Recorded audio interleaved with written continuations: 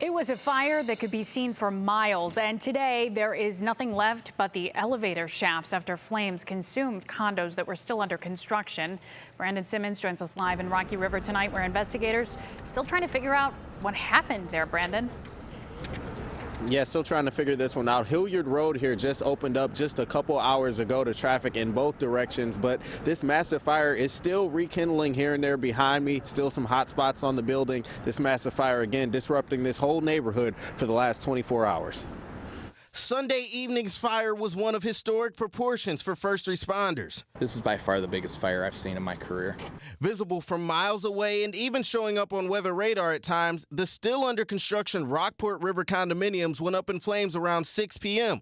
Courtney Oswald made one of the first 911 calls. Pulled past and I was coming home and I thought I saw dust or smoke coming off the building, so I called 911.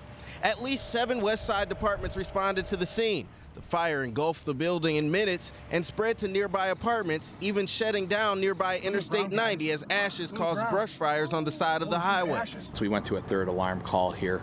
Multiple units on scene, a lot of personnel to kind of control this fire the best we could. Today, all that remains are elevator shafts. The state fire marshal's investigators were on scene to try to determine how it started, as families who live nearby received assistance from the Red Cross, unable to return to their homes. Thankfully, no one was injured, but 2 fire trucks were damaged from the heat, one from Rocky River, the other from Fairview Park.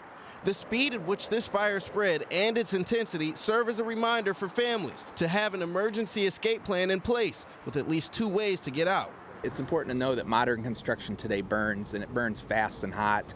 Always have an escape plan from your home. Now, when investigators are all finished up with the process here at the scene, they'll turn the property back over to the owner, who will probably have to go forward with demolition, and then no word yet on whether they will rebuild here or what the next step is. Live in Rocky River, I'm Brandon Simmons, 3 News. But no one was hurt, and that's the good news here. Thanks, Brandon.